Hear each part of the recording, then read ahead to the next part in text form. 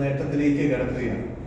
കേരളത്തിലെ സംസ്ഥാന സർക്കാർ ആവിഷ്കരിച്ച നവകേരള കർമ്മപദ്ധതിയുടെ ഭാഗമായി സമ്പൂർണ്ണ പാർപ്പിട പദ്ധതി ലൈഫ് പൂർത്തീകരണത്തിലേക്ക് ആദ്യം കടക്കുന്ന ഗ്രാമപഞ്ചായത്തായി മീനച്ചിൽ ഗ്രാമപഞ്ചായത്ത് മാറുകയാണ്. നവകേരള സൃഷ്ടിയുടെ ഭാഗമായി സമൂഹത്തിലെ പാർശ്വവൽക്കരിക്കപ്പെട്ട അഗതികളെയും നിർദ്ധനരായവരെയും സമൂഹത്തിന്റെ മുഖ്യധാരയിലേക്ക് കൊണ്ടുവരികയും അവരുടെ ജീവിത സുരക്ഷ ഉറപ്പാക്കുന്നതിനുമായി എല്ലാവർക്കും വീട് എന്ന കാഴ്ചപ്പാട് ആണ് ലൈഫ് മിഷൻ പദ്ധതിയിലൂടെ യാഥാർത്ഥ്യമാകുന്നത്. മീനച്ചിൽ ഗ്രാമപഞ്ചായത്തിലെ 159 ഗുണഭോക്താക്കൾക്കാണ് പഞ്ചായത്തിലെ ഈ പദ്ധതിയിലൂടെ വീട് ലഭിച്ചിട്ടുള്ളത്.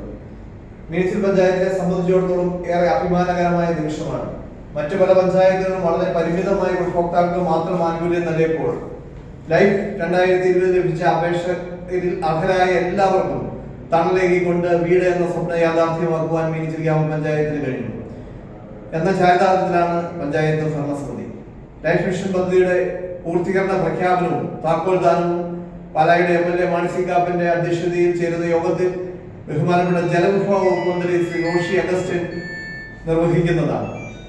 പ്രസ്തുത യോഗത്തിൽ ശ്രീ ജോസ് കെ മാണി MP മുഖ്യപ്രഭാഷണം നടത്തുന്നതാണ്.